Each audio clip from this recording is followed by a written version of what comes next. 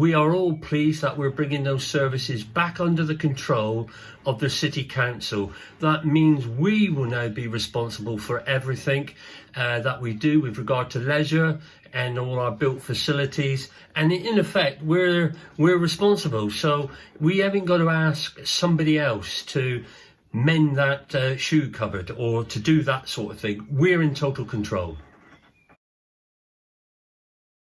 We've had a loss of income and extra expenditure totaling something like 11 million, just over 11 million. We are obliged by central government to have a balanced budget, and as soon as you sort of know that you may be in jeopardy, you have to bring that to the council's attention.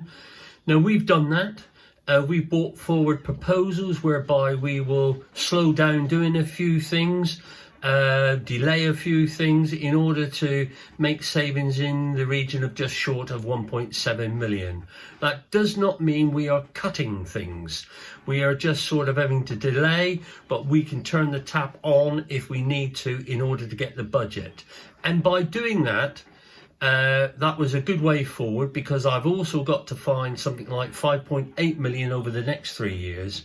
But government have announced some further support for local government, and what we've done at the executive last night, I've allocated a further 1 million from that support from government, so we can actually go if we need to with the chief exec and the departments. So if there is that problem out there in the city, we can deal with it right away during the course of the year. So I'm hoping that the impact of what we're trying to do, people won't really notice it. I'm receiving a lot of letters. I'm receiving publications about General Buller. But as I've said before, we are not putting General Buller on trial. It's Exeter in the modern day coming to terms of our past, understanding our past, where we sit in the past, to talk about the appropriateness of that statue and other things here in Exeter. Our scrutiny panel, which is independent from me and the executive, will get on with it. I've not set it any boundaries. It will bring a report back to us, and we will deal with that report and hopefully take that to the people of Exeter, and hopefully we will be supportive of what we're trying to do.